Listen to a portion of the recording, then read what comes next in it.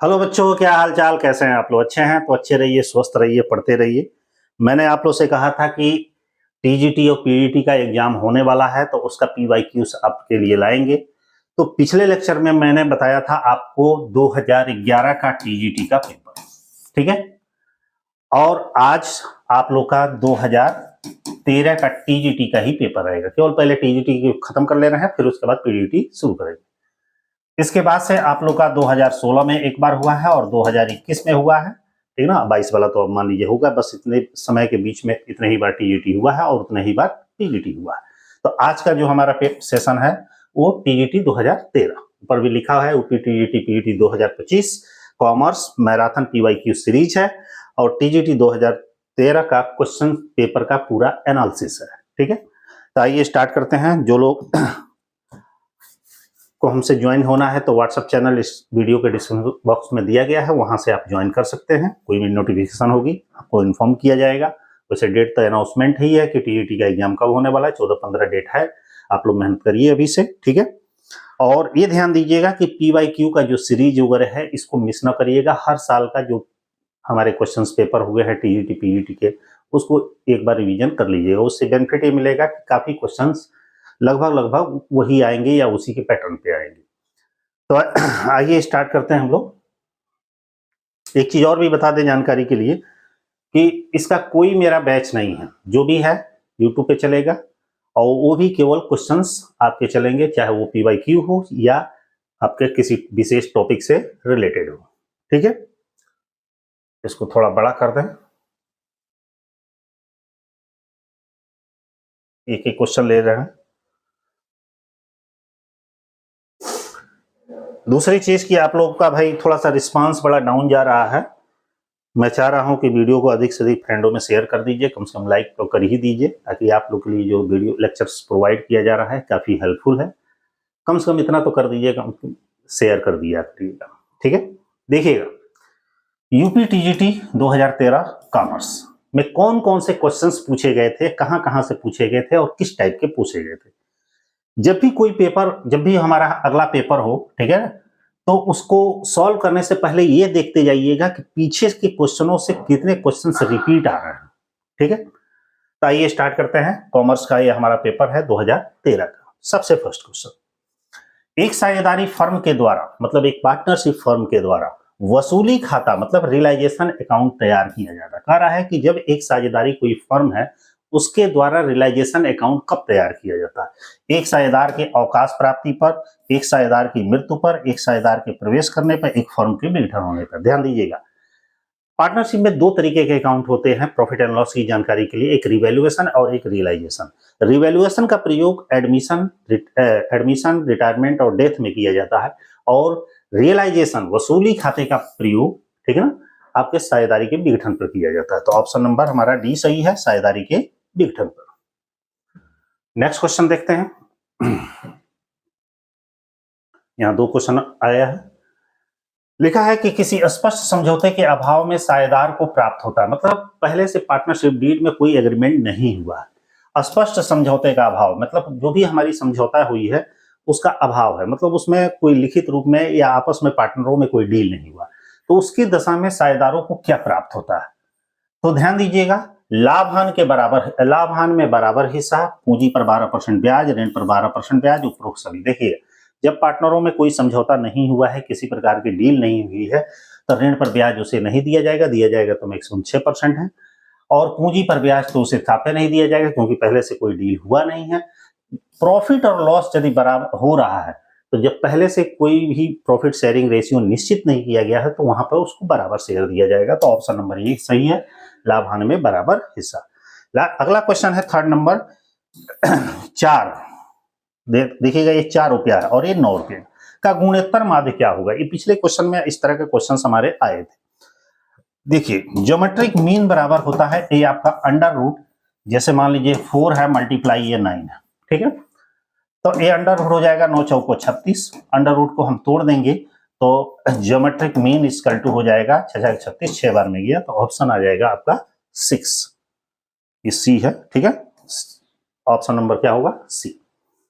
Next question की ओर बढ़ते हैं। दो ही क्वेश्चन ले रहे हैं, बेहतर रहेगा।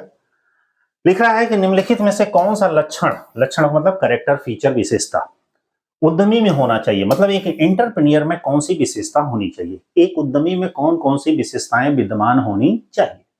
नवाचार, नवाचार मतलब होता है कुछ नया करने का, ठीक ना।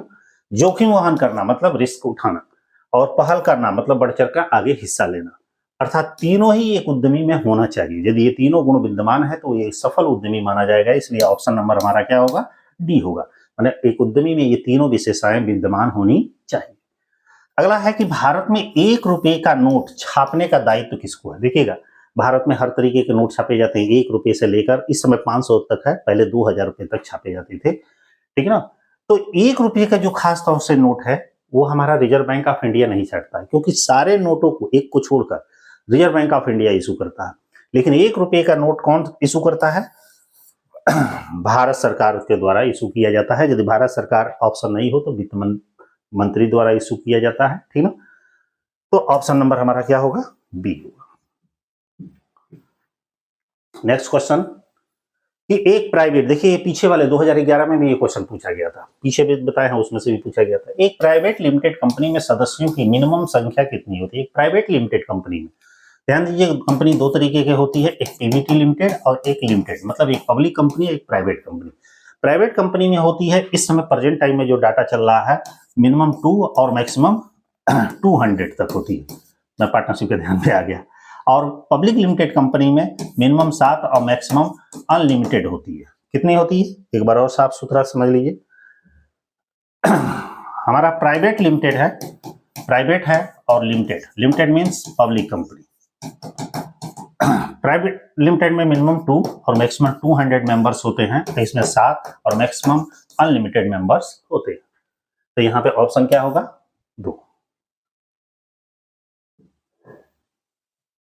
नेक्स्ट क्वेश्चन, थोड़ा सा इसको जूम कर दें, और जूम करना पड़ेगा थोड़ा सा, ये हट के क्वेश्चन है।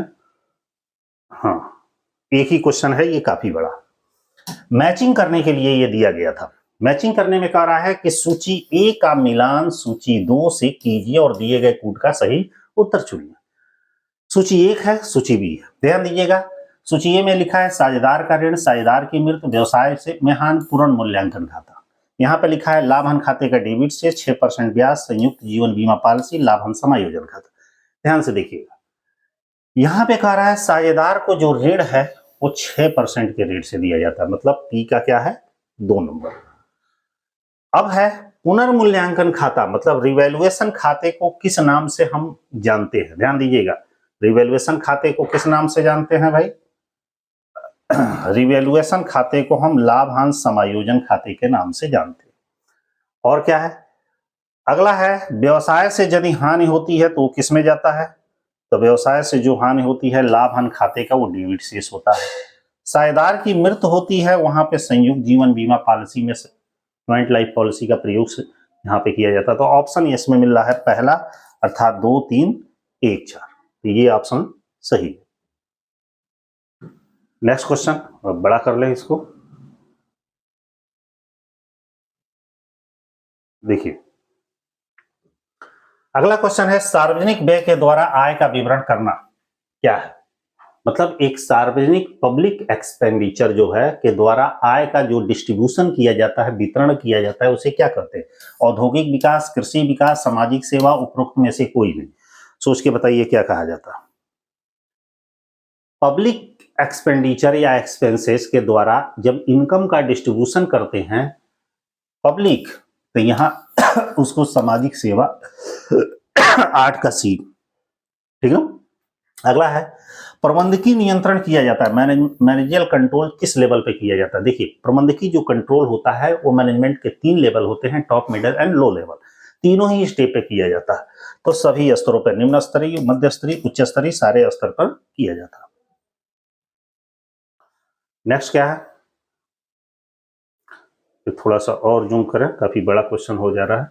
यहां देखिए 10 नंबर क्वेश्चन में दे रहा है कि सकल लाभ हानि की राशि क्या होगी, मतलब ग्रॉस प्रॉफिट एंड लॉस की राशि क्या होगी जब विक्रय की लागत 79,000 है और हमारा सेल दिया गया 1,10,000 और क्रय मूल्य दिया गया इतना। अब देखिएगा ग्रॉस प्रॉफिट का हमारा फार्मूला क्या होता है? ग्रॉस प्रॉफिट का मतलब होता है कि जब ग्रॉस प्रॉफिट का मतलब ये होता है कि जीपी इक्वल टू होता है net cell minus cost of goods sold, ये होता है। ऑलरेडी इसमें हमारा सेल दे रहा है 1,10,000, 1,10,000 हमारे सेल दे रहा है। अब कॉस्ट ऑफ सेल हमारा दे रहा है 79,000, इक्वल टू हमारा हो जाएगा कितना, 31,10,31,000 रुपए का हमारा क्या हो जाएगा भाई, प्रॉफिट हो जाएगा। तो देखिए कहीं 31,000 का लाभ दे रहा है ये।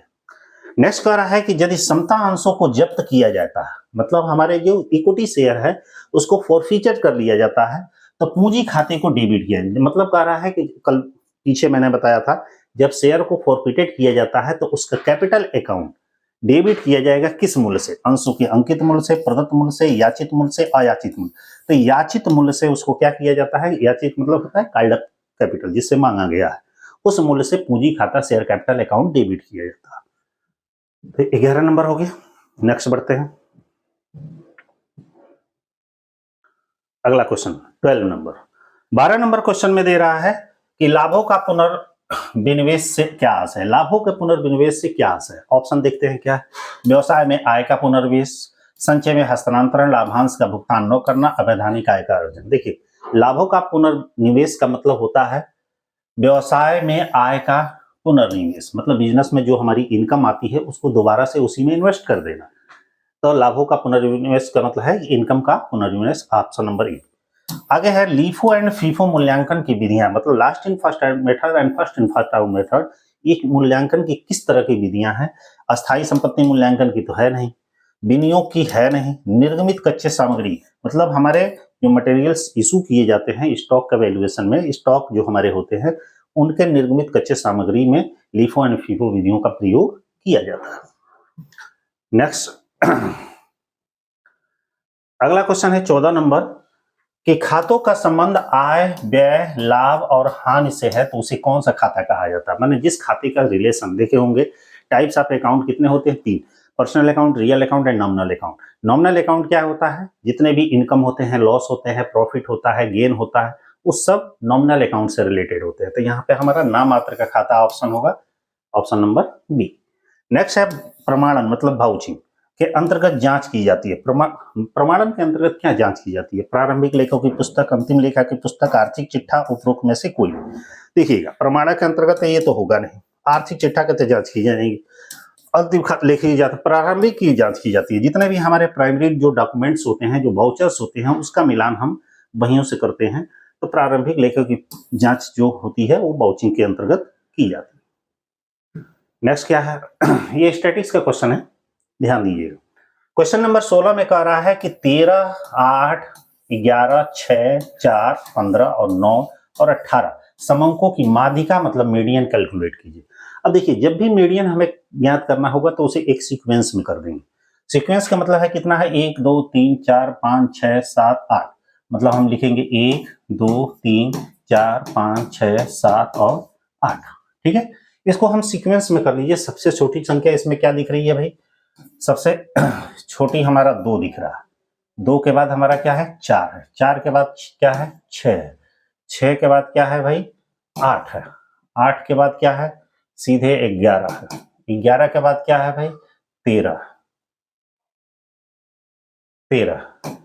13 के बाद क्या है 15 और 15 के बाद क्या है 18।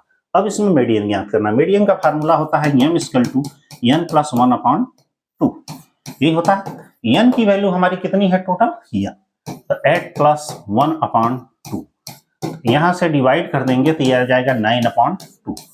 इससे हम डिवाइड करेंगे तो ये आएगा 4.5 आएगा। अब 4.5 कहाँ आएगा, यहां आएगा, यहां आएगा, तो उसको दोनों को ऐड कर दीजिए। ये आपके दोनों अमाउंट क्या हो जाएंगे, ऐड हो जाएंगे। कितना हो जाएगा 19, और 19 के आधा कितना हो जाएगा बताइए, 19 के आधा कितना हो जाएगा,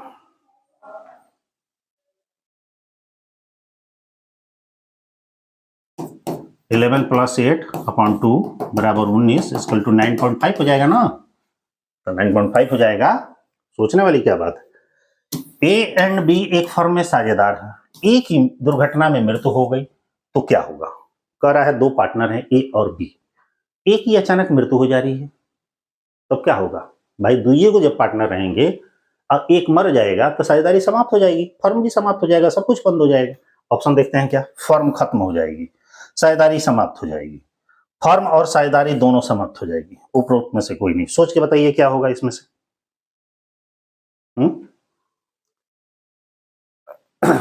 दोनों सिचुएशन में क्या होगा? दो पार्टनर हैं, एक की मृत्यु हो गई, अब पार्टनरशिप ना खत्म हो गई, साझेदारी पूर्ण रूप से समाप्त हो जाएगी, बिजनेस जो है वो भी समाप्त हो जाएगा। एक तरह से हम देखेंगे, सोच रहे होंगे ये वाला फर्म और साझेदारी दोनों समाप्त हो जाएगी। भाई एक पार्टनर चला गया तो फर्म तो उसका बरकरार रहा, हो सकता है कि बाद में दूसरा पार्टनर बना, लेकिन जो उसकी पार्टनरशिप ही है वो खत्म हो जाएगी। अगला है उत्पादन के कारकों, लिखा है उत्पादन के कारकों में सबसे अधिक नाशवान कौन है? जी मतलब उत्पादन के जो मेन कारक है, मेन फैक्टर्स है, भूमि, श्रम, पूंजी, उद्यम, ये सब होते हैं ना, तो इसमें सबसे ज्यादा नाशवान पूछ रहा है। जमीन नाशवान नहीं होती है भाई, कैपिटल भी नाशवान नहीं है, उद्यम सबसे ज्यादा नाशवान है, ले श्रम, श्रम सबसे ज्यादा नाशवान होती है। अगला क्वेश्चन 19 नंबर, सार्वजनिक क्षेत्र के उपक्रमों का स्वामित्व किसका होता है? मतलब पब्लिक सेक्टर के जो हमारे इंटरप्राइजेस होते हैं वो उस पर मालिकाना हक किसका होता है? निजी का, सहकारी का, सरकारी का, सहकारी या सरकारी का, संयुक्त रूप। मतलब पब्लिक सेक्टर के जो उपक्रम हैं उस पर किसका मालिकाना हक होता है? बताइए।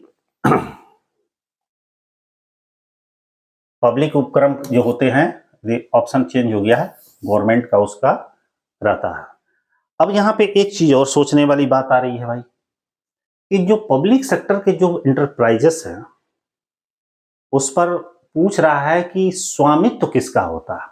तो ध्यान दीजिएगा, पब्लिक सेक्टर में अक्सर क्या होता है कि 51% प्लस शेयर्स जो होते हैं गवर्नमेंट के होते हैं और 49% या उससे कम पब्लिक माने आम जनता के होते हैं, ऐसे समझिए पब्लिक के होते हैं।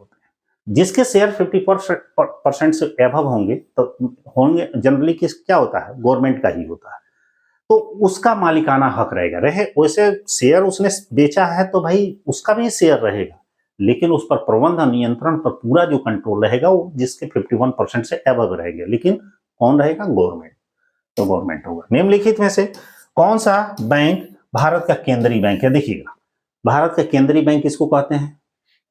मतलब मेन बैंक, सबसे बड़ा बैंक, तो आपको रिजर्व बैंक ऑफ इंडिया के नाम से जाना जाता है। केंद्रीय बैंक का एक दूसरा नाम है रिजर्व बैंक ऑफ इंडिया, या रिजर्व बैंक ऑफ इंडिया को केंद्रीय बैंक के नाम से भी जाना जाता है। 21 नंबर क्वेश्चन में कह रहा है कि सार्वजनिक पूंजी कंपनी के अंश किसके द्वारा आवंटित किए जाता है? लिखा है कि पब्लिक पूंजी कंपनी मतलब पब्लिक कंपनी के जो हमारे शेयर्स हैं किसके द्वारा अलॉट किए जाते हैं? अंशधारियों के द्वारा, संचालकों के द्वारा, प्रबंध संचालक के द्वारा, सरकार के द्वारा। सोच के बताइए किसके द्वारा किया जाता है। देखिए शुरू में बताए थे हम आपको, कोई भी शेयर इशू करने का काम डायरेक्टर करती है, बोर्ड ऑफ डायरेक्टर के द्वारा किया जाता है, संचालक मंडल के द्वारा। और इंस्टॉलमेंट वो पे नहीं करता है, मतलब अपनी याचनाओं का राशि भुगतान नहीं करता है, तो उसको हरण करने का भी काम डायरेक्टर का ही होता है। तो बोर्ड ऑफ डायरेक्टर के द्वारा शेयर इशू किए जाते हैं। स्कंद विपणी मतलब स्टॉक एक्सचेंज एक स्थान है जहां, मतलब स्टॉक एक्सचेंज एक ऐसा स्थान है जहां पे क्या होता है? अनाज खरीदा बेचा जाता है, अनाज खरीदा जाता है नहीं, सूचित अंशों प्रतिभूतियों की खरीद बिक्री की जाती है, तो सही है। सोने चांदी का क्रय विक्रय किया जाता है ना, उपरोक्त में से कोई नहीं। कौन सा है? जितनी भी लिस्टेड हमारी सिक्योरिटीज होती हैं उसको सेल एंड परचेस किया जाता है। अगला कह रहा है कि बुरी मुद्रा मतलब खराब मुद्रा अच्छी मुद्रा को चलन से बाहर कर देती है, ये स्टेटमेंट किसके द्वारा दिया गया? मतलब कह रहा है कि बुरी मुद्रा अच्छी मुद्रा को चलन से बाहर कर देती है। कौन कहा था? रॉबिन्स, ग्रेसम, जेके मेहता, माल्थस। भाई ये ग्रेसम का नियम है कि बुरी मुद्रा अच्छी मुद्रा की। इंग्लैंड की महारानी जो विक्टोरिया थी, उनके एक प्रसिद्ध अर्थशास्त्री थे थॉमस ग्रेसम। उनके समय में जब उन्होंने सिक्के ढाले तो मार्केट में एक बार सर्च की कि भाई कि सिक्कों का हमारा जो हम टकसाल में सिक्के ढाले वो मार्केट में चल भी रहा है कि नहीं चल रहा। तो यह काम अपने अर्थशास्त्री को सौंपी जिनका नाम था थॉमस ग्रेसम। इन्होंने मार्केट में सर्च किया तो पता चला कि भाई कि मार्केट में केवल पुराने ही सिक्के चल रहे हैं, नए वाले तो चल ही नहीं रहे हैं। तो यहाँ पे उनका एक सिद्धांत था कि जितनी भी बुरी मुद्रा होती है, अच्छे मुद्रा को चलन से बाहर कर दीजिए। जैसे कि हम ही आप लोग हैं, पुराने मुद्रा जैसे है और नए नोट भी है, तो हम कोशिश करते हैं पुराने वाले को जल्दी दे दें और नए वाले को संभाल के अपने पर्स में रखें। तो ये ग्रेसम का नियम है। निम्नलिखित में से कौन सा केंद्रीय प्रवृत्ति माप नहीं है? नहीं है पूछ रहा है। मेजरमेंट ऑफ सेंट्रल टेंडेंसी का माप कौन है? मीन मीडियन मोड होता है मेजरमेंट ऑफ सेंट्रल टेंडेंसी में। आपका को रिलेशन नहीं होगा, क्योंकि ये किसका है? अपकिरणों की क्षमता का, अपकिरण का है, ठीक ना। आगे बढ़ते हैं। एक सार्वजनिक कंपनी, यहाँ पे लिखा है कि एक सार्वजनिक कंपनी अपना व्यवसाय आरंभ कर सकती है। मतलब ये कह रहा है कि पब्लिक लिमिटेड कंपनी अपना बिजनेस कब स्टार्ट करती है। देखिएगा, एक पब्लिक लिमिटेड जो कंपनी होती है, कहे नहीं टाइप हुआ है भाई, ये बी हो जाएगा, ये सी हो जाएगा, डी तो ऑलरेडी है। एक जितनी भी पब्लिक लिमिटेड कंपनियां होती है, कंपनी दो तरीके हुई है, प्राइवेट कंपनी और पब्लिक कंपनी। पब्लिक कंपनी क्या होती है कि पहले प्राइवेट कंपनी क्या होता है, रजिस्ट्रेशन होने के बाद अपना कारोबार शुरू कर सकती है। लेकिन पब्लिक कंपनी ऐसा नहीं करती। वो रजिस्ट्रेशन होने के बाद व्यवसाय प्रारंभ करने का उसे सर्टिफिकेट लेना होता है, अब तभी वो आरंभ कर सकती है। यहाँ पे लिखा होगा समामेलन प्रमाण पत्र प्राप्त किए बिना ना, वो तो करना ही पड़ेगा। समामेलन प्राप्त करने के पश्चात, व्यवसाय प्रारंभ करने के प्रमाण पत्र प्राप्त करने के पश्चात ही एक पब्लिक कंपनी अपने शेयर्स बिजनेस स्टार्ट कर सकती है।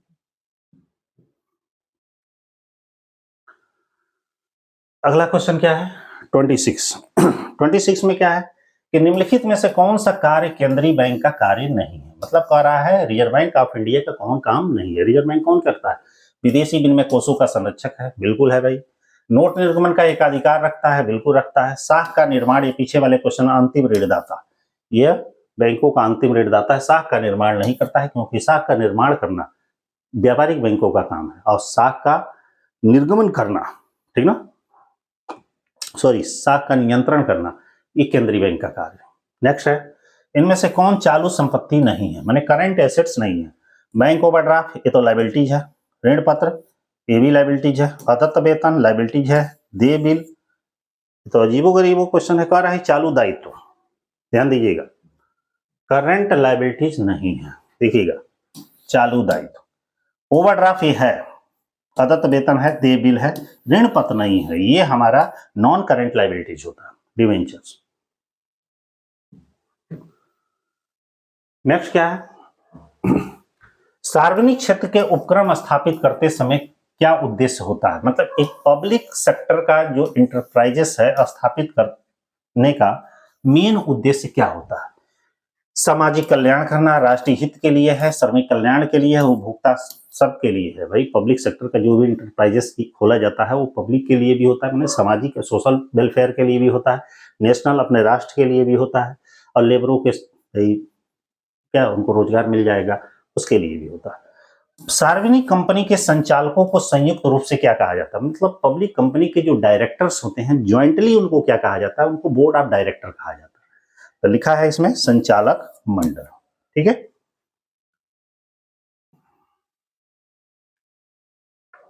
आगे क्या क्वेश्चन है? एक सामान्य व्यवसाय के लिए एक साझेदारी फर्म में साझेदारों की न्यूनतम और अधिकतम संख्या कितनी होती है? अब देखिए, ये सामान्य व्यवसाय, क्योंकि ये 2013 का क्वेश्चन है। कब का है? 2013 का। हमारा जो नया कंपनी एक्ट बना, ठीक ना, वो 2013 बना। ये कब बना? कंपनी एक्ट बना आपका 2013, 1 अप्रैल 2014 से लागू हुआ। यहाँ पे एक बहुत इंपॉर्टेंट प्रश्न आता है कि साझेदारी, पार्टनरशिप की मैं बात कर रहा हूँ, पार्टनरशिप में जो साझेदारों की संख्या का उल्लेख किया गया है वो पार्टनरशिप एक्ट में नहीं किया गया। इस बात को ध्यान में रखिएगा, वो कंपनी एक्ट में किया गया। जब हमारा कंपनी एक्ट 1956 था तो उस समय साझेदारी को 2 कैटेगरी में बांटा गया था, एक सामान्य साझेदारी और एक बैंकिंग साझेदारी। उस समय 56 की मैं बात कर रहा हूँ। 56 में क्या होता था? सामान्य साझेदारी में न्यूनतम 2 अधिकतम 20 होते थे और बैंकिंग साझेदारी में न्यूनतम 2 अधिकतम 10 होते थे। लेकिन जब हमारी कंपनी अधिनियम 2013 बना तो उस समय इस व्यवस्था को खत्म कर दिया गया और उसके बाद से साझेदारों की न्यूनतम संख्या 2 और अधिकतम 100 रखा गया। लेकिन बीच में फिर कंपनी अधिनियम का संशोधन हुआ, 2013 का संशोधन हुआ, तो बाद में ये संख्या न्यूनतम 2 और अधिकतम 50 कर दिया। जो प्रेजेंट टाइम में जो चल रहा है, पार्टनरों की संख्या न्यूनतम 2 और अधिकतम 50 चल रहा है। लेकिन उस समय के क्वेश्चन के हिसाब से पूछेंगे कि एक सामान्य साझेदारी की दशा में, तो ये वाला ऑप्शन सही होगा, लेकिन ये अब नहीं पूछेगा, अब नया वाला पूछेगा। नेक्स्ट है रिकार्डो प्रसिद्ध है। रिकार्डो का नाम सुने होंगे, रिकार्डो का लगान सिद्धांत। तो यहाँ पे दिया गया है जनसंख्या सिद्धांत के लिए, लगान सिद्धांत के लिए, यही सही है, ठीक ना। दो ऑप्शन हो गया क्या, ये कुछ और है, लागत सिद्धांत है ना, ये गलत हो गया, बहुत साफ कंफ्यूजन होगा। देखिए ये वाला ऑप्शन होगा लगान सिद्धांत, ऊपर वाला लागत था। तो रिकार्डो लगान सिद्धांत के लिए प्रसिद्ध है। अगला क्वेश्चन 32 नंबर। 32 नंबर में कह रहा है कि जब सिक्के की धातु का मूल्य उसके अंकित मूल्य से कम होता है तो उसे हम क्या कहते हैं।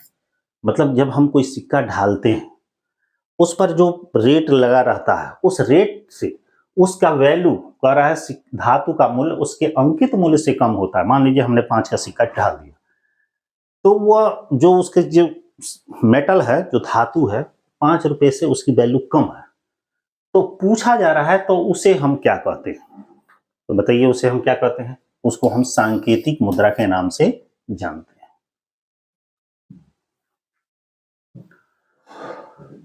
अगला क्या है, पूछ रहा है कि ख्याति है। ख्याति किस तरह की संपत्ति है भाई, ये एक अदृश्य संपत्ति है, इंटेंजिबल एसेट्स है। निम्नलिखित में से कौन से, कुछ क्वेश्चन बहुत आसान है इसलिए डायरेक्ट हम चल दे रहे हैं। निम्नलिखित में से कौन सा एक कंपनी का सबसे महत्वपूर्ण प्रलेख है। पूछ रहा है कि नीचे कुछ नाम दिया गया है, उसमें से कंपनी का सबसे मेन और इंपोर्टेंट डॉक्यूमेंट कौन सा है। पार्षद सीमा नियम, मेमोरेंडम ऑफ एसोसिएशन, पार्षद अंतर नियम मतलब आर्टिकल ऑफ एसोसिएशन, प्रोस्पेक्टस माने प्रविवरण, और ऑडिटर्स रिपोर्ट। इसमें से सबसे महत्वपूर्ण कौन है, तो पार्षद सीमा नियम, क्योंकि पार्षद सीमा नियम को कंपनी का चार्टर, कंपनी का विधान कहा जाता है। आगे क्वेश्चन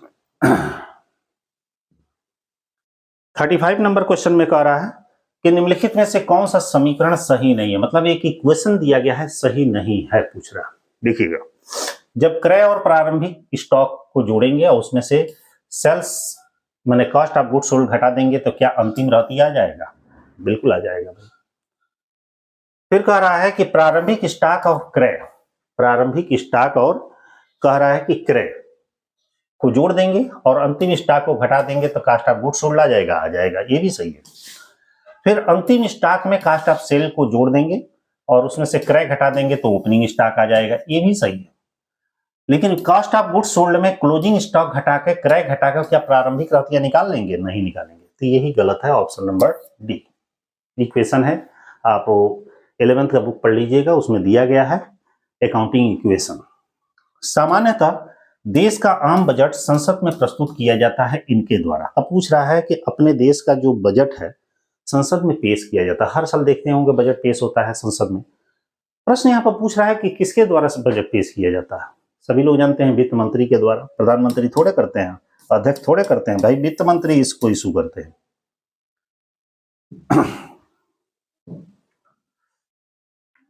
आगे बढ़ते हैं।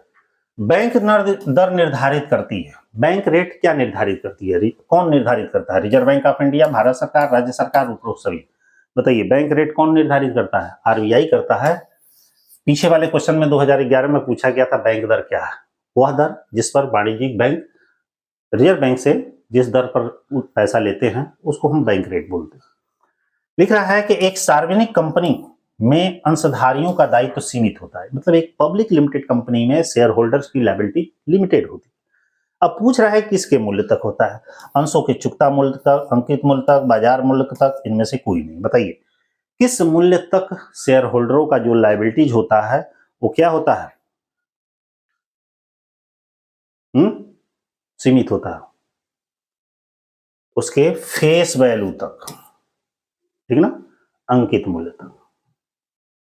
अगला है सांख्यिकी पत्रिका से प्राप्त आंकड़े। मतलब पत्रिका मतलब स्टैटिक्स में कह रहा है मैगजीन से जो हम डाटा प्राप्त करते हैं वो किस तरीके का डाटा है, प्राइमरी डाटा, सेकेंडरी डाटा, ये सेकेंडरी डाटा होगा।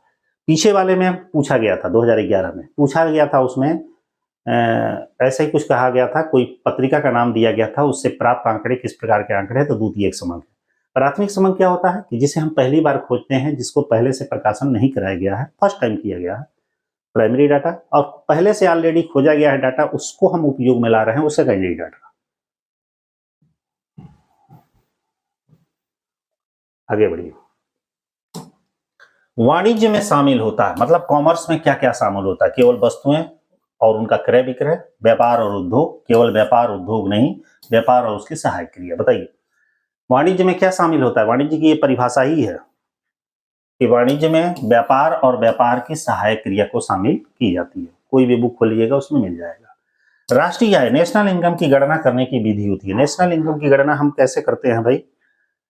उत्पादन गणना विधि द्वारा, आय गणना विधि द्वारा, व्यय गणना विधि द्वारा। तीनों ही ऑप्शन सही है, ऑप्शन नंबर हमारा डी होगा। तीनों के द्वारा नेशनल इनकम की हम गणना करते हैं। अगला क्वेश्चन, एक साझेदारी समझौता हो सकता है, मतलब एक पार्टनरशिप जो डीड बनता है, एग्रीमेंट बनता है, यह समझौता या अनुबंध बनता है, वो किस तरह का हो सकता है? लिखित भी हो सकता है, मौखिक भी हो सकता है, लिखित अथवा मौखिक कोई भी हो सकता है। पार्टनरशिप का जो हमारे पार्टनरों में समझौता या डीड होता है वो लिखित में भी बना सकता है, वो पार्टनरों के ऊपर डिपेंड करता है कि कैसा उनका अंडरस्टैंडिंग है। साझेदारी फर्म का पंजीयन है। पार्टनरशिप का पंजीयन क्या होता है? देखिएगा, सोल प्रोप्राइटरशिप बिजनेस मतलब एकाकी व्यापार और पार्टनरशिप बिजनेस दोनों का रजिस्ट्रेशन अनिवार्य नहीं है बल्कि ऐच्छिक है। ठीक है ना, ये याद रखिएगा। बाकी इसके बाद सबका रजिस्ट्रेशन कंपलसरी है।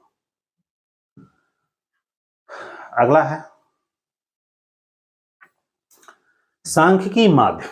सांख्यिकी माध्य जो चरम माध्य पदों से प्रभावित नहीं होता, मतलब कह रहा है कि कौन सा सांख्यिकी माध्य है जो चरम पदों से प्रभावित नहीं होता है। ऑप्शन में दिया है माध्यिका, समांतर माध्य, हरात्मक माध्य, गुणोत्तर माध्य। इनमें से कौन सा है जो चरम माध्ययों से प्रभावित नहीं होता? सोच के बताइए। इसमें से माध्यिका ही है जो प्रभावित नहीं होती है। दो नहीं होती है, उसको स्थिति माध्य के भी नाम से जानते हैं, माध्यिका और बहुलक को। ठीक ना, बाकी ये तीनों प्रभावित होते हैं, माध्यिका इसमें नहीं प्रभावित। एक न्यूमेरिकल का क्वेश्चन है कि एक व्यवसायी प्रारंभिक स्टॉक की लागत 10% अधिक मूल्यांकित करता है। यदि प्रारंभिक स्टॉक का मूल्य 27,500 रुपए लिखा गया है तो उसकी लागत ज्ञात कीजिए। कह रहा है कि ओपनिंग स्टॉक 27,500 लिखा गया है, लेकिन व्यवसायी उसकी लागत का वैल्यूएशन इससे 10% अधिक मूल्य पर करता है, तो हम इसको कैसे निकालेंगे भाई? तो यदि हम ओपनिंग स्टॉक हम उसकी कॉस्ट निकालना चाहें तो ऐसे निकालते हैं 27,500 मल्टीप्लाई 10 अपॉन 10 100 प्लस 10, ये हो जाएगा आपका 27,500 मल्टीप्लाई 10 अपॉन 100, 10 0 0 कट जाएगा, ये हो जाएगा 25 सॉरी 11 दूनी 22, बचेगा 5, 11 पचे 55। इससे यह जाहिर हो रहा है कि रियल में उस ओपनिंग स्टॉक की जो रियल कॉस्ट थी वो हमारी 25,000 थी, लेकिन एक व्यवसायी है वो 25,000 पर 10% अधिक चार्ज करता है, इसलिए वो हो गया 27,500। तो ये सही ऑप्शन होगा 25,000। अगला क्या, निम्नलिखित में से कौन सा कार्य अंकेक्षक का कार्य नहीं है? मतलब एक ऑडिटर का काम कौन सा नहीं है? कपट को ढूंढना और रोकना, लेखा पुस्तकों को लिखना, ये तो साफे नहीं है। गणितीय शुद्धता की जांच करना, अशुद्धियों को ढूंढना और रोकना। अब बताइए कौन सा एक ऑडिटर का काम नहीं है? यहां से मैं कट करके बता रहा हूं। अब बताइए एक ऑडिटर कौन सा काम नहीं करता? इसमें से सारे काम करता है, लेकिन वो हिसाब किताब की लेखा पुस्तकों को नहीं लिखता है। क्यों नहीं लिखता है? ये तो काम अकाउंटेंट का होता है ना, ऑडिटर का तो जांच करना होता है। अगला क्या है कि इनमें से कौन सी संपत्ति अस्थाई संपत्ति नहीं है? बिल्डिंग है, फर्नीचर है, मशीनरी है, रोकड़ अस्थाई संपत्ति नहीं है। अगला है कि भारतीय साझेदारी अधिनियम पारित हुआ, ये पिछले वाले में 2011 में पूछा था, बहुत नॉर्मल क्वेश्चन है, 1932। अगला क्वेश्चन है कि कंपनी के प्रवर्तन में शामिल होता है, माने जब कंपनी का प्रमोशन किया जाता है उसमें क्या शामिल होता है? प्रमोशन के जो प्रोसेस है उसमें कौन कौन से इसमें शामिल है? लिखा गया है विचारों की खोज करना। प्रमोशन में पहला स्टेप विचारों की खोज, फिर उसकी प्रस्तावना की विस्तृत जांच की जाती है, उत्पादन के कारकों को इकट्ठा किया जाता है। सारे ऑप्शन सही हैं, ऑप्शन नंबर डी। एक संयुक्त पूंजी कंपनी के लिए पंजीयन है, मतलब एक ज्वाइंट स्टॉक कंपनी के लिए रजिस्ट्रेशन क्या होता है, एकदम कंपलसरी होता है। अभी मैंने बताया है कि एकाकी और साझेदारी व्यापार को छोड़कर सबके लिए रजिस्ट्रेशन कंपलसरी है। अगला क्वेश्चन क्या है, 51 नंबर। लेखांकन का मूल सिद्धांत लेने वाला डेबिट और देने वाला क्रेडिट ये लागू होता है, मतलब पाने वाले को डेबिट और देने वाले को क्रेडिट, ये लेखांकन का सिद्धांत। 3 नियम है, पाने वाले व्यक्ति को डेबिट, देने वाले को क्रेडिट व्यक्तिगत खाते का, आने वाली वस्तु को डेबिट, जाने वाली वस्तु को क्रेडिट, ये आपका वास्तविक खाता रियल अकाउंट का। आय व्यय लाभान वाला जो है रूल वो आपका नॉमिनल अकाउंट का। इसमें कौन सा होगा, व्यक्तिगत खाता, पाने वाले को डेबिट, देने वाले को क्रेडिट। एक व्यय को पूंजीगत व्यय कहा जाता है, एक कोई भी एक्सपेंडिचर है उसको कैपिटल एक्सपेंडिचर कब कहा जाता है, धनराशि बड़ी हो, धनराशि एक मुश्त भुगतान किया गया हो, वह व्यय भावी व्ययों के लिए किया गया हो, वह व्यय केवल चालू अवधि के लाभों के लिए किया गया हो। बताइए कैपिटल एक्सपेंडिचर किसी भी एक्सपेंडिचर को कब माना जाता है, उस दशा में माना जाता है, कोई भी व्यय है उसको पूंजीगत व्यय कब माना जाता है, धनराशि बड़ी हो, धनराशि का एक मुश्त भुगतान किया गया हो, वह व्यय भावी लाभों के लिए किया गया। ये ऑप्शन सी सही हो, मतलब वो प्रेजेंट के प्रॉफिट के लिए न किया गया, क्योंकि कैपिटल एक्सपेंडिचर का मतलब होता है कि ऐसा एक्सपेंडिचर जिसको हम लॉन्ग ड्यूरेशन तक उसको इस्तेमाल कर सकते हैं, उसका उपभोग कर सकते हैं, उस पर लाभ कमा सकते हैं, जैसे बिल्डिंग खरीदना, मकान बनवाना, जमीन खरीदना, कोई इंफ्रास्ट्रक्चर करना, कोई मशीनरी परचेज करना, फर्नीचर परचेज करना, ये सब कैपिटल एक्सपेंडिचर की कैटेगरी में आता है। गहन जांच के अंतर्गत है गहन जांच के अंतर्गत क्या किया जाता है, सभी लेखा पुस्तकों की जांच की जाती है ना, विशिष्ट लेखा पुस्तकों की जांच की जाती है। गहन डी पंकेक्षण में क्या होता है, सारी पुस्तकों की जांच न करके उसमें कुछ महत्वपूर्ण पुस्तकों को डीपली चेक किया जाता है कि वो सही है या गलत। ऑप्शन नंबर बी था। अगला क्वेश्चन क्या है, कह रहा है कि एक साझेदारी फर्म का निर्माण किया जाता है, एक पार्टनरशिप फर्म का निर्माण कैसे किया जाता है, रजिस्ट्रेशन के द्वारा, अनुबंध के द्वारा, परिस्थितियों बस, उत्तराधिकार नियम द्वारा। देखिएगा साझेदारी जो फर्म का जो निर्माण है वो आपसी समझौते एग्रीमेंट करता है, बनता है, तो अनुबंध द्वारा। ऑप्शन नंबर बी सही। लिखा है कि यदि चालू अनुपात 2.4:1 है और चालू दायित्व हमारा 20,000 है तो चालू संपत्ति की राशि क्या होगी।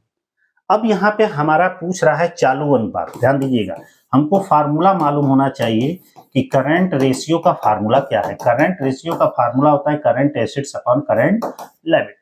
करंट रेशियो हमारा दे रहा है 2.4/1 इक्वल टू, करंट एसेट्स का कोई पता नहीं है लेकिन करंट लायबिलिटीज का हमारा पता है कि कितना है, 20,000।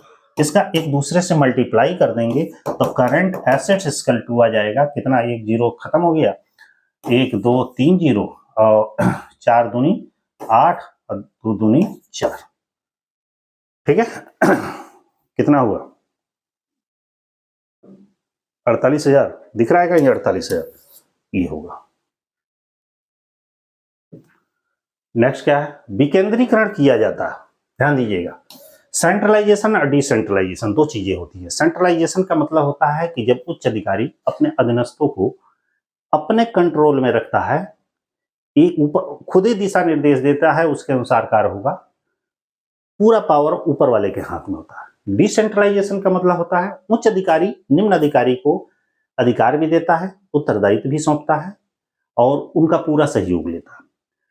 तो विकेंद्रीकरण किसके द्वारा किया जाता है, उच्च प्रबंध द्वारा। जब तक उच्च प्रबंध परमिशन नहीं देगा नीचे वाले को, तब तक नीचे वाला के हाथ में कुछ नहीं होता।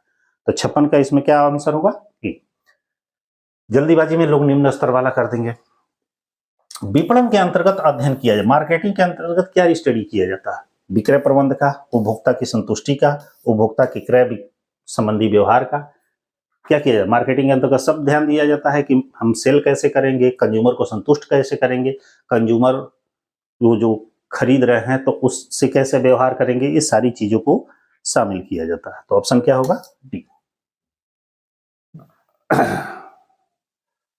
अगला क्वेश्चन, किसी साझेदार की मृत्यु हो जाने पर, मतलब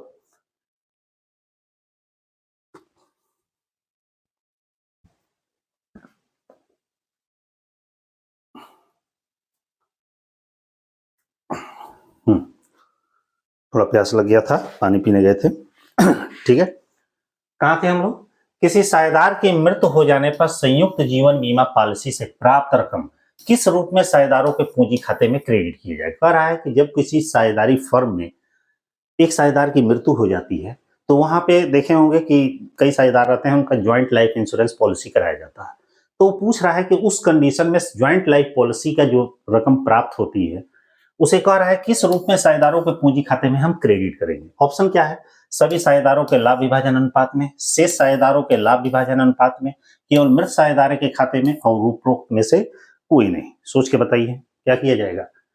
सभी साझेदारों के लाभ विभाजन अनुपात में उसको बांट दिया जाता है। नेक्स्ट क्वेश्चन है कि एक प्राइवेट लिमिटेड कंपनी निर्मित कर सकती है, एक पीवीटी लिमिटेड कंपनी क्या इशू कर सकती है? अंश अधिपत्र, अंश प्रमाण पत्र, अंश ऋण पत्र, इनमें से कोई नहीं।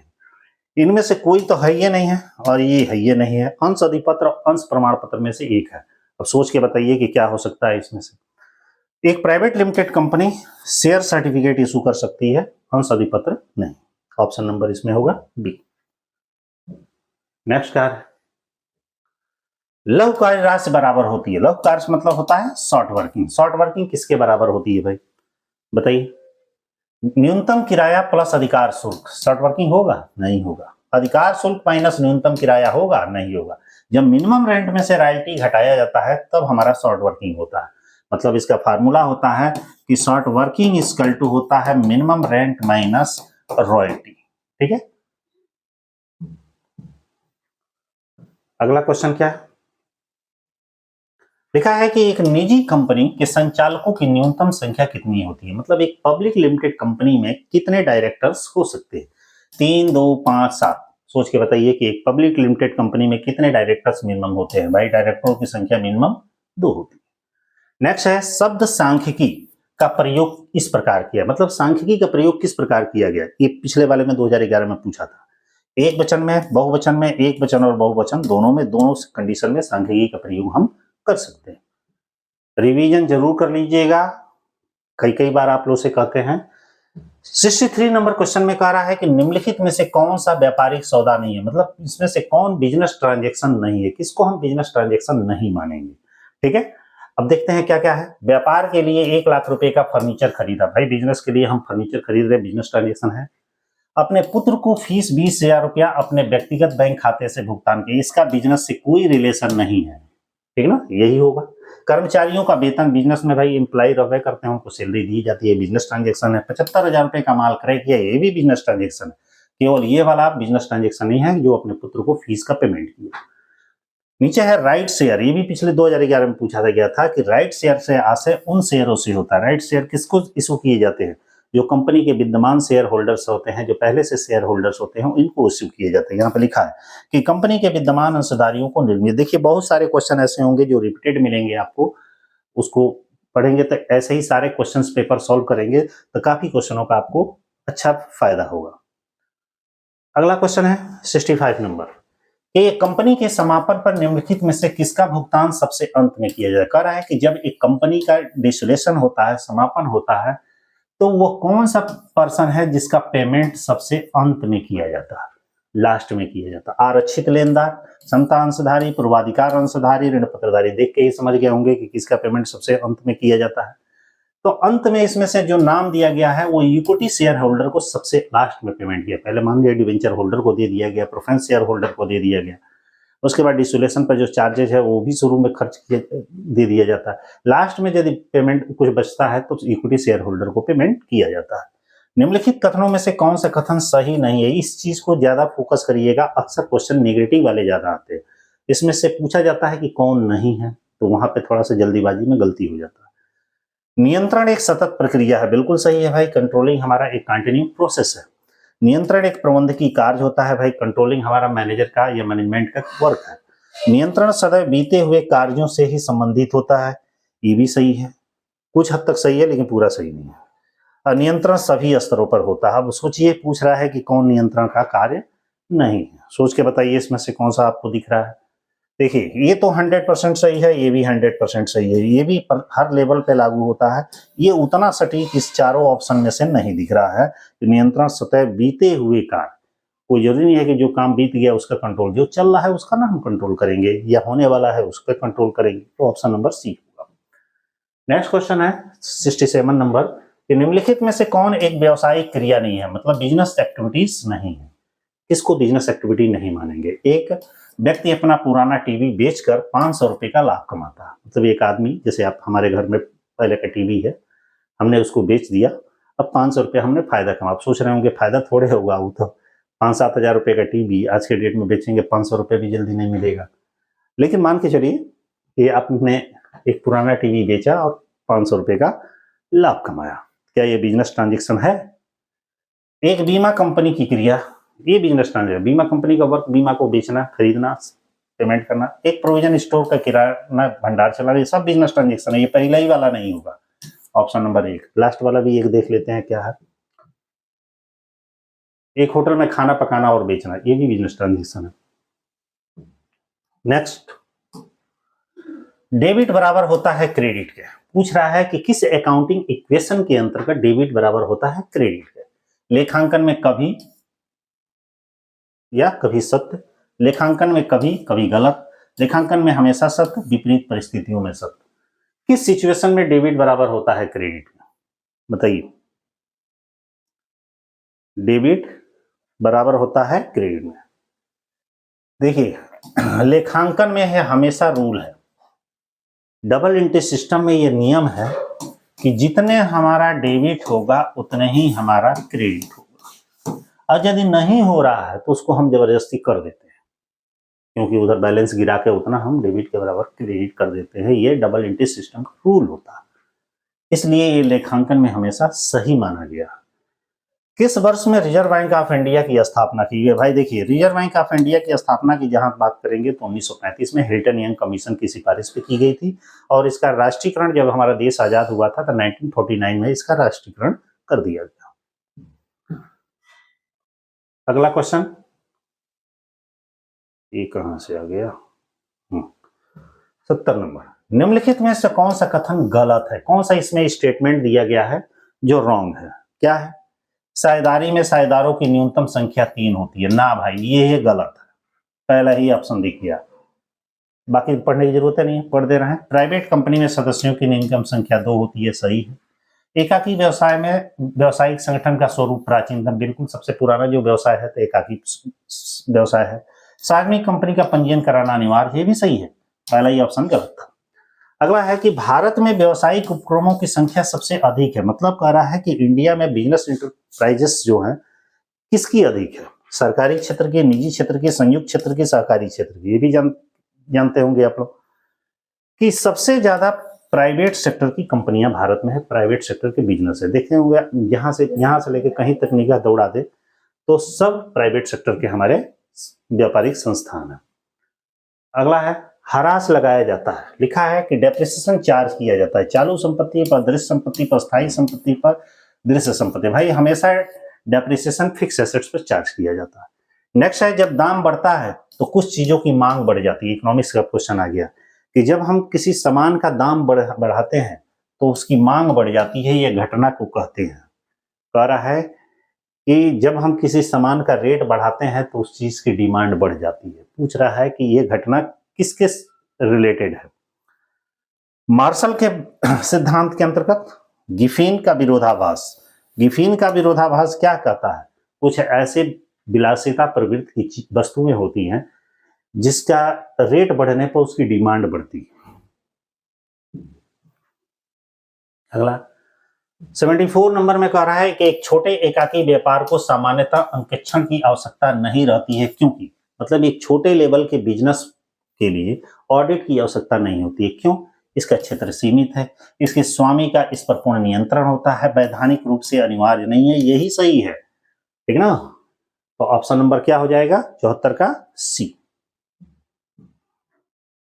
नेक्स्ट क्वेश्चन क्या है कि भारतीय स्टेट बैंक का, ये भी पीछे वाला क्वेश्चन आया था, भारतीय स्टेट बैंक की स्थापना किस वर्ष हुई? ये 1955 में हुई थी। ये इंपीरियल बैंक जो 1921 में था, देश आजाद हुआ तो उसी का नाम बदलकर बाद में राष्ट्रीयकरण कर दिया गया। 1955 में भारतीय स्टेट बैंक कर दिया गया। जनसंख्या सिद्धांत का प्रतिपादन किसने किया? भाई जनसंख्या सिद्धांत का प्रतिपादन किसने किया? Mill, Hicks, Malthus, Adam Smith. Malthus का जनसंख्या सिद्धांत, नेक्स्ट क्वेश्चन क्या है, मुद्रा का सहायक कार्य कौन कौन सा। मुद्रा का दो मुख्य कार्य होते हैं, विनिमय का माध्यम, मूल्य का मापक, ये मुख्य कार्य है। इसके आगे कर दीजिए वो सहायक कार्य के अंतर्गत है। मुद्रा का सहायक कार्य है विनिमय का माध्यम, मूल्य का मापक, ये सही है। स्थगित भुगतान का आधार ऑप्शन नंबर सी। रोकड़ बही का शेष दिखाता है, जो कैश बुक होता है हमारा जो बनाते हैं उसका शेष किस टाइप का होता है। तो ध्यान दीजिएगा, बैंक में जमा रकम, आय और व्यय का अंतर, वास्तविक आय, कुल उपलब्ध रोकड़। माने रोकड़ बही का बैंक शेष हमें क्या बताता है, यह हमें बताता है कि इस समय प्रेजेंट टाइम में हमारे पास कितना पैसा है, तो उपलब्ध रोकड़। नेक्स्ट क्वेश्चन बढ़ते हैं, 79 पे है। 79 पे कह रहा है कि निम्नलिखित में से कौन सा कार्य मुद्रा का कार्य नहीं है। मतलब नीचे कुछ नाम दिए गए हैं, कह रहा है मनी का वर्क नहीं है, वस्तुओं को वस्तु में बदलना, मूल्य का संचय करना, विनिमय का माध्यम, ये तीनों मुद्रा के कार्य हैं, ये नहीं है। ऑप्शन नंबर ए सही है। दो लगातार सामान्य सभाओं के बीच अधिकतम समय का अंतराल कितना। मतलब दो हमारे एनुअल जो मीटिंग होती है उन मीटिंग के बीच अधिकतम डिफरेंस या अंतराल कितने दिन का होना चाहिए। तो भाई 15 महीने से अधिक नहीं होना चाहिए, लेकिन कभी कभी विशेष परिस्थितियों में केंद्र सरकार की अनुमति द्वारा 3 महीने तक और बढ़ाया जा सकता है, लेकिन नॉर्मल कंडीशन में आपका 15 महीने से दो सभाओं के बीच का डिफरेंस नहीं होना चाहिए। नेक्स्ट क्वेश्चन है, कंपनी की जीवन काल में वैधानिक सभा बुलाई। अब देखिए वैधानिक सभा का प्रावधान खत्म कर दिया गया, लेकिन उस समय जब क्वेश्चन जब पूछा गया था तो उस समय वैधानिक सभा का प्रावधान था, तब उसमें स्टेचुरी जो मीटिंग है केवल एक ही बार बुलाई जाती है। आगे क्या क्वेश्चन है, अगला कह रहा है कि नैतिक जांच की जाती है। जो नैतिक जांच जो रूटीन चेकिंग है की जाती है संस्था के प्रबंधक द्वारा, संस्था के कर्मचारी द्वारा, अंकेक्षक द्वारा, अंशधारियों द्वारा। रूटीन चेकिंग कौन करता है भाई बताइए, रूटीन चेकिंग कौन करेगा। संस्था के जो एम्प्लॉय होते हैं वही डेली बाई डेली जो हिसाब किताब है मिलाते हैं, उसी को रूटीन चेकिंग कहते हैं। रेखा एवं कर्मचारी संगठन सबसे अधिक उपयोग, लाइन एंड फंक्शनल जो ऑर्गेनाइजेशन है वो किसके लिए अधिक उपयुक्त है। छोटे उपक्रम के लिए, बड़े आकार के उपक्रम के लिए, मध्यम उपक्रम के लिए, कुटीर उद्योग के लिए, बताइए। रेखा और कर्मचारी संगठन किसके लिए सबसे बेहतर महत्वपूर्ण है, तो ये बड़े आकार के जो संगठन होते हैं उनके लिए बेहतर होता है। अगला है, लेखा पुस्तकों की जांच करना अंकेक्षक का उद्देश्य होता है। जो हमारे हिसाब किताब की जांच करना या ऑडिटर का मेन उद्देश्य होता है। सामाजिक उद्देश्य, मुख्य उद्देश्य, सहायक उद्देश्य, इनमें से कोई नहीं। लेखा पुस्तकों की जांच करना अंकेक्षक का कौन सा उद्देश्य है बताइए। ये इनका मेन उद्देश्य है, क्योंकि लेखा ऑडिटर का यही काम है होता है कि हिसाब किताब को चेक करना। एकाकी व्यापार उन व्यवसायों के लिए उपयुक्त नहीं है। मतलब एकाकी व्यापार पूछ रहा है किस व्यवसाय के लिए उपयुक्त नहीं है, जो आकार में बहुत बड़े हों, जहां कम पूंजी की आवश्यकता हो, जहां जोखिम की मात्रा अधिक न हो, जिसमें ग्राहकों पर व्यक्तिगत ध्यान देना आवश्यक हो। एकाकी व्यापार कहाँ उपयोगी नहीं है बताइए। जहां व्यवसाय बहुत बड़ा हो वहां एकाकी व्यापार उपयुक्त नहीं है। 86 नंबर क्वेश्चन में कह रहा है कि निम्नलिखित में से कौन सा मुद्रा के मूल्य निर्धारण का सिद्धांत है। मतलब कह रहा है नीचे कुछ नाम दिया गया, मुद्रा के मूल्य निर्धारण का सिद्धांत कौन सा सिद्धांत है। मुद्रा का वस्तु सिद्धांत, मुद्रा का राजकीय सिद्धांत, मुद्रा का परिणाम सिद्धांत। ये मुद्रा का परिणाम सिद्धांत मुद्रा का मूल्य निर्धारण सिद्धांत है। इसमें फीसर का सिद्धांत भी दिया गया है। मुद्रा प्रसार के दौरान मुद्रा का मूल्य क्या होता है। मुद्रा प्रसार मतलब इन्फ्लेशन के दशा में मुद्रा का मूल्य में क्या होता है, घटता है ना। मुद्रा की वैल्यू बढ़ती है, महंगाई मुद्रा का मूल्य गिरता है और वस्तुओं के दाम बढ़ते हैं, तो मुद्रा का मूल्य क्या होता है, घट जाता है। शुरू में विवेकीकरण के कारण क्या है। विवेकीकरण इसलिए किया जाता है कि भाई कर्मचारी ऐसे समझिए बेरोजगार हो जाएंगे, तो बेरोजगारी, विवेकीकरण के कारण बेरोजगारी हमारी एम्प्लॉयमेंट प्रॉब्लम बढ़ जाती है। ठीक है, अगला क्वेश्चन, एक साझेदारी समझौता लिखा है, एक साझेदारी समझौता समाप्त हो जाता है। एक पार्टनरशिप जो एग्रीमेंट या डीड है समाप्त हो जाता है एक साझेदार के अवकाश ग्रहण पर, एक साझेदार की मृत्यु पर, एक साझेदार के दिवालिया होने पर। मतलब पूछ रहा है कब साझेदारों के बीच साझेदारी का समझौता समाप्त हो जाता है। इसमें से तीनों में से कोई भी सिचुएशन आएगा तो वहां साझेदारी हमारी टूट जाएगी। लिख रहा है कि निम्नलिखित में से किस लेखांकन अवधारणा के अनुसार व्यवसाय के स्वामी को उसके द्वारा लगाई गई पूंजी पर लेनदार माना जाता है। मतलब किस अकाउंटिंग कॉन्सेप्ट के अंतर्गत जो बिजनेस का ऑनर है वो उसमें कैपिटल लगाता है तो उसकी पूंजी को लेनदार माना जाता है। लागत की अवधारणा पृथक अस्तित्व की इकाई की अवधारणा, ऑप्शन नंबर बी सही है। अगला क्वेश्चन है, किसको वैधानिक सभा करने की आवश्यकता नहीं है। मतलब स्टेचुरी जो मीटिंग है किसको करना जरूरी नहीं है। एकाकी व्यापारी को, साझेदारी व्यापारी को, सहकारी समिति को, उपरोक्त सभी को, किसी को भी स्टेचुरी मीटिंग कंपनी में केवल बुलाई जाती है। एक एकाकी व्यवसायी का दायित्व होता है, एक सोल प्रोप्राइटरशिप बिजनेस का दायित्व क्या होता है, असीमित होता है, वो कुछ भी कर सकता है। ठीक ना। अगला क्या है, व्यवसायिक संगठन का सबसे प्राचीनतम स्वरूप कौन सा है। मतलब कौन सा ऐसा व्यवसायिक संगठन है जो सबसे प्राचीन है, ओल्डेस्ट है। तो हमारा एकाकी व्यापार है जो सबसे पुराना है। अगला है, मुद्रा प्रसार किसके कारण होता है। अत्यधिक मुद्रा के निर्गमन के द्वारा, उत्पादन में कमी के कारण, घाटे के बजट के द्वारा। तो उपरोक्त से बताइए मुद्रा प्रसार किस कारण से उत्पन्न होता है। तो भाई देखिए, अधिक मात्रा में नोट का निर्गमन कर देंगे तो मुद्रा प्रसार होगा, प्रोडक्शन में कमी कर देंगे तो भी हाहाकार मच जाएगा, घाटे का जब गवर्नमेंट बजट बनाएगी हर चीज में घाटे दिखाएगी, तो ये सारे कंडीशन है, ऑप्शन नंबर डी। अगला है अभिगोपन कमीशन। इसका नाम सुने होंगे, अभिगोपन अंडरराइटर। मतलब एक ऐसा पर्सन जो किसी कंपनी को इस बात का आश्वासन देता है कि उसके द्वारा इशू किए गए शेयरों को वो बिकवा देगा, और नहीं बिक पाता है तो वो खुद खरीद लेगा। तो ऐसे पर्सन को अंडरराइटर कहते हैं, और इस कार्य के बदले जो उसे कमीशन मिलता है उसको अंडरराइटर कमीशन बोला जाता है। लिखा है कि अंडरराइटर कमीशन निम्नलिखित में से किस आधार पर देय होता है। अंशों के निर्गमन मूल्य पर, अंशों के अंकित मूल्य पर, अंशों के बाजार मूल्य पर। सोच के बताइए किस मूल्य पर होता है, उसके इशू वैल्यू पर, अंश के निर्गमन मूल्य पर। अंडरराइटर कमीशन उसके निर्गमन मूल्य पर दिया जाता है। नेक्स्ट है 96 नंबर कि विषय जो सरकार के आय व्यय से संबंधित होता है। मतलब ऐसा कौन सा वो टॉपिक है जिस पर गवर्नमेंट के इनकम एंड एक्सपेंडिचर से रिलेटेड होता है। नेशनल इनकम नहीं है, सकल घरेलू उत्पाद जीडीपी ना, राजस्व जो रेवेन्यू होता है वो यह ऐसा विषय है जो गवर्नमेंट के इनकम और एक्सपेंडिचर से रिलेटेड होता है। एक फर्म में साझेदारों का अधिकतम संख्या निर्धारित की गई है। देखिए अभी मैं पीछे बताया था कि साझेदारी फर्म में साझेदारों की अधिकतम संख्या का उल्लेख किस अधिनियम में किया गया है। तो भाई कहाँ गया, इनमें से कोई नहीं। अनुबंध अधिनियम में किया नहीं गया, साझेदारी अधिनियम में है नहीं, आयकर अधिनियम में है नहीं, कंपनी अधिनियम में है। ऑप्शन नहीं दिया गया, इनमें से कोई नहीं होगा। ठीक है। अगला है वस्तु विनिमय का क्या मतलब है। वस्तु विनिमय का मतलब है सामान के बदले सामान। बहुत पहले होता था, 40-50 वर्ष पहले। कह रहा है माल को नगद बेचना, माल को उधार बेचना, माल को माल में बदलना, यही होगा। गारना बराम मर्रे का नियम लागू होता है। दिवालिया साझेदार की स्थिति में गारना बराम मर्रे का नियम लागू होता है। जब सब साझेदार दिवालिया हो जाए, जब सब साझेदार सक्षम हो, कुछ साझेदार दिवालिया हो जाए, यही ऑप्शन सही है कि जब कुछ साझेदार दिवालिया हो जाए तो वहां पे गारना बराम मर्रे का नियम लागू होता है। 100 नंबर क्वेश्चन में कह रहा है कि एक साझेदारी फर्म कोष धन नहीं प्राप्त कर सकती। मतलब एक पार्टनरशिप फर्म पैसा नहीं प्राप्त कर सकती। कहां से, बैंक ऋण से, सरकारी ऋण से, ऋण पत्र जारी करके साझेदारों से। भाई इससे पैसा कहां, ऋण पत्र कहां इशू करेगी, कंपनी नहीं इशू करती है, पार्टनरशिप तो करेगी नहीं। तलपट बनाकर जांच की जाती है। ट्रायल बैलेंस बनाकर हम क्या जांच करते हैं बताइए। ट्रायल बैलेंस बनाकर हम क्या जांच करते हैं, व्यापार की तरलता की स्थिति, व्यापार की वित्तीय परिणाम, व्यापार में क्रय विक्रय की राशि, लेखांकन प्रविष्टियों की गणितीय शुद्धता। ट्रायल बैलेंस बना के हम क्या चेक करते हैं बताइए। ट्रायल बैलेंस से हमको क्या पता चलता है, गणितीय शुद्धता की हमें को जानकारी इससे होती है।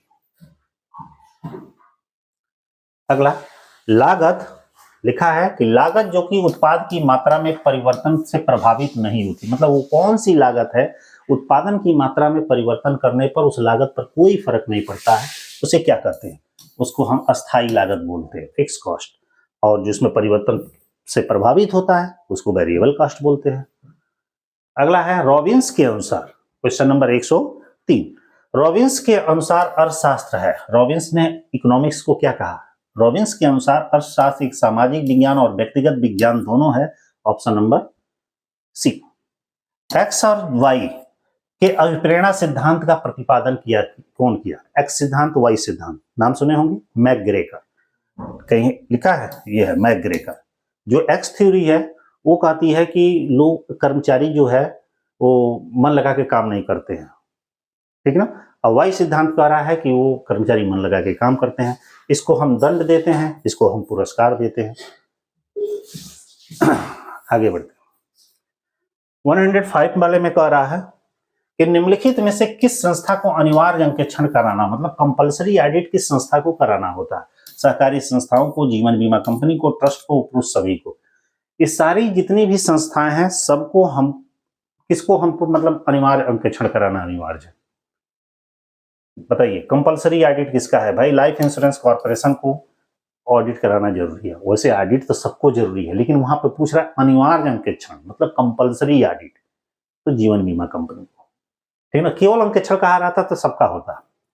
जब किसी सार्वजनिक उद्योगों के शेयर को बाजार में बेचा जाता है तब इसे कहा गया, मतलब जब कह रहा है पब्लिक इंडस्ट्री के शेयर को मार्केट में बेचा जाता है तो इसको क्या कहते हैं, ठीक ना। वैश्वीकरण, निजीकरण, विनिवेश, उदारीकरण। सोच के बताइए, बहुत ही अच्छा क्वेश्चन है। लिखा है कि जब किसी पब्लिक इंटरप्राइजेस के शेयर को मार्केट में बेचा जाता है तो इसको हम कहते हैं विनिवेश, ठीक ना। क्या कहते हैं? विनिवेश।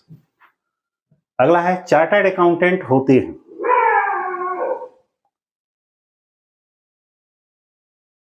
चार्टर्ड अकाउंटेंट होते हैं, ध्यान दीजिएगा, चार्टर्ड अकाउंटेंट होते हैं। चार्टर्ड अकाउंटेंट क्या होते हैं? अनिपुण अंकेक्षक, सरकारी अंकेक्षक, पेशेवर अंकेक्षक, भाई पेशेवर ऑडिटर होते हैं, ठीक है ना। अगला क्वेश्चन कह रहा है कि निम्नलिखित में से कौन सा कार्य केंद्रीय बैंक के नहीं है? केंद्रीय बैंक के होते हैं, बताइए वो कौन सा काम है जो केंद्रीय बैंक का काम है? पत्र या नोट का निर्गमन करना, सही है। शाख का नियंत्रण करना, व्यापारिक बैंकों पर नियंत्रण करना, उपरोक्त सभी, सब केंद्रीय बैंक के कार्य है, ठीक है। टोटल केंद्रीय बैंक के कार्य है। आगे बढ़ते हैं। एक गैर व्यापारिक संस्था मतलब नॉन ट्रेडिंग ऑर्गेनाइजेशन कह रहा है कि एक गैर व्यापारिक संस्था के अंतिम खातों में क्या नहीं बनाया जाता, मतलब एक गैर व्यापारिक संस्था के अंतिम खाते में क्या नहीं बनाया जाता? भाई प्राप्ति और भुगतान खाता तो बनता है, receipt and payment account, income expenditure, trading account नहीं बनता। ऑप्शन नंबर हमारा क्या हो जाएगा? सी, ट्रेडिंग अकाउंट हम व्यापारिक संस्था में बनाते हैं। आगे बढ़ते हैं। सेबी की स्थापना कब और कहां हुई? इसका प्रधान कार्यालय कहा है। सेबी की स्थापना 1988 में हुई थी। ये अपना भले कार्य संचालन 92 में शुरू किया हो और इसका हेड ऑफिस मुंबई में। लिखा है कि एक सार्वजनिक कंपनी के संचालक मंडल का चुनाव कौन करता, मतलब एक पब्लिक लिमिटेड कंपनी में बोर्ड ऑफ डायरेक्टर का चुनाव कौन करता है? सरकार, समता अंशधारी, ऋणपतधारी, ग्राहक। बताइए इनमें से कौन एक पब्लिक कंपनी के बोर्ड ऑफ डायरेक्टर का सिलेक्शन करता है? तो भाई सोच के बताइए कौन करता है? समता अंशधारी करेंगे ना। 12 नंबर में आइए कि व्यक्तियों का आपसी संबंध से बना संघ होता है, मतलब कुछ व्यक्ति हैं आपस में उनका अच्छा संबंध है और उनसे वो एक संघ बना लेते हैं, तो ऐसे संघ साझेदारी होता है, मतलब उसे किस तरह के साझेदारी माना जाता है? बताइए। इनका उद्देश्य मानवता के कल्याण के लिए सेवा प्रदान करना हो, जब इनका उद्देश्य किसी पूर्णार्थ कार्य करना हो, जब इनका उद्देश्य लाभार्जन के उद्देश्य से व्यापार करना और उपयुक्त सभी। व्यक्तियों के आपसी संबंध से मतलब लोगों के पर्सनल बिहेवियर या रिलेशन से जो संघ साझेदारी में कन्वर्ट होती है, उसका मेन उद्देश्य रहता है जब उद्देश्य इनका किसी पूर्णार्थ संस्था के लिए हो, ठीक है।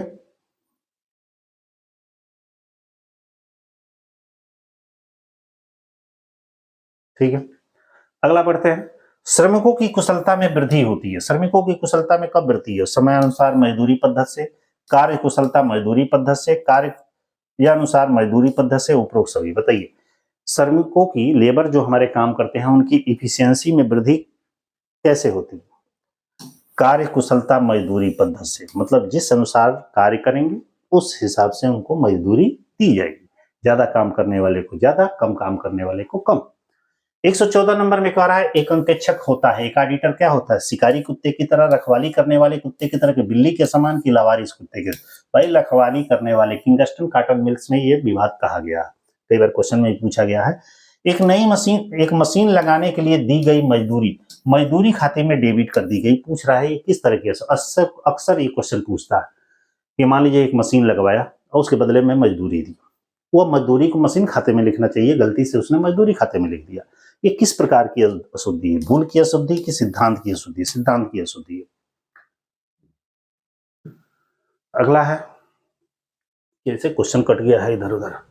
ह्रास की किस विधि के अंतर्गत अस्थायी संपत्ति की राशि कभी घटकर शून्य नहीं होती? मतलब कह रहा है कि डेप्रिसिएशन चार्ज करने की वो कौन सी मेथड है जिस पर हर साल डेप्रिसिएशन चार्ज करते हैं लेकिन उस एसेट्स की वैल्यू शून्य नहीं होती है। तो कौन सी एसेट्स है? तो भाई वो कौन सी संपत्ति है? सीधी रेखा विधि है। कह रहा है कि संपत्ति की राशि कभी शून्य नहीं होती है। वार्षिकी विधि है, हमको तो नहीं लग रहा है कि दोनों है। ह्रासी शेष विधि, डिमिनिशिंग बैलेंस मेथड, इसका मूल्य कभी शून्य नहीं होता है। अगला है, थोड़ा और ऊपर कर लें, अवलोकन एवं सर्वेक्षण अनुसंधान विधियों में संग्रहित आंकड़े हैं। मतलब अवलोकन और सर्वेक्षण जो इन्वेस्टिगेशन स्टैटिस्टिक्स के चैप्टर है उसमें विधियों के अंतर्गत संग्रहित आंकड़े होते हैं। मतलब अवलोकन और सर्वेक्षण के द्वारा किस तरीके के आंकड़े संग्रहित किए जाते हैं।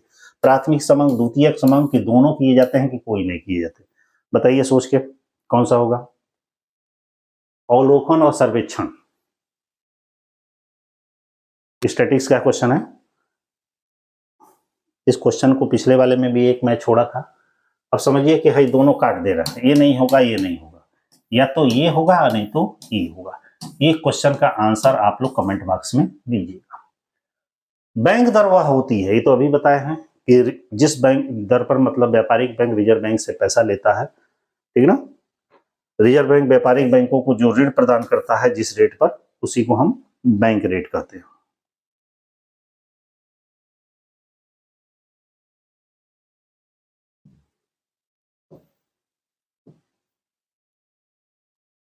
अगला क्या है?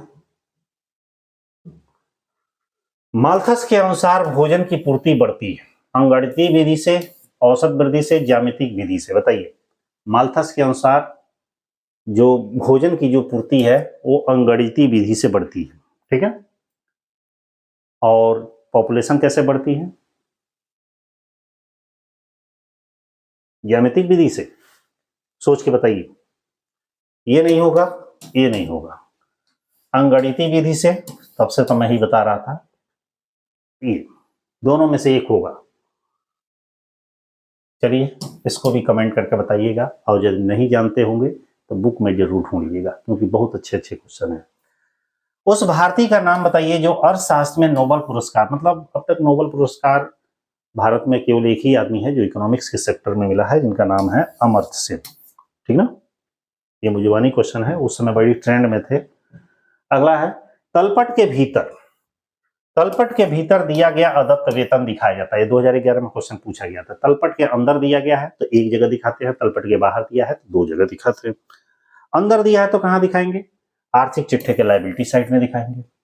बाहर दिया है कहां दिखाएंगे? पीएल में जोड़ देंगे, मतलब उस एक्सपेंसेस में जोड़ देंगे या लायबिलिटी में दिखाएंगे। व्यवसाय का सामाजिक उत्तरदायित्व है, ग्राहकों के प्रति, सरकार के प्रति, स्वयं के प्रति, सभी के प्रति, सबके प्रति सोशल रिस्पॉन्सिबिलिटी है। अगला है, आधुनिक अर्थशास्त्र का पिता किसे कहा जाता है? मॉडर्न टाइम का फादर ऑफ इकोनॉमिक्स किसको कहा जाता है? माल्थस, एडम स्मिथ, रॉबिन्स, और भी एक नाम होगा कोई, फिलहाल इसी में से बताइए किसको कहा जाता है? एडम स्मिथ को सभी लोग जानते होंगे। अगला है, सभी समतांशधारी होते हैं, भाई कंपनी के मालिक होते हैं ये। कार्यालय में लैपटॉप का घरेलू उपयोग करना, ये क्या माना गया है? श्रम का गमन, माल का गमन, संपत्ति का गमन, रोकड़ का। भाई लैपटॉप क्या है? प्रॉपर्टी है, संपत्ति है, तो संपत्ति का इसे गमन माना गया। इस तरह आप लोग के 2013 के 125 क्वेश्चंस कंप्लीट हो गए। इसे अच्छे से रीड कर लीजिएगा, एक से दो बार पढ़ लीजिएगा। यदि किसी क्वेश्चन पे डाउट हो तो बुक से स्टडी कर लीजिएगा, खोज लीजिएगा, ठीक ना। और PYQ का टोटल सीरीज अच्छे से पढ़ लीजिएगा क्योंकि अच्छा खासा क्वेश्चन इसमें से मिल जाएगा आपको। ऑल द बेस्ट, और वीडियो को शेयर करना बिल्कुल ना भूलिएगा, ठीक ना। कंटिन्यू आपके लिए लगे रहेंगे। बाय।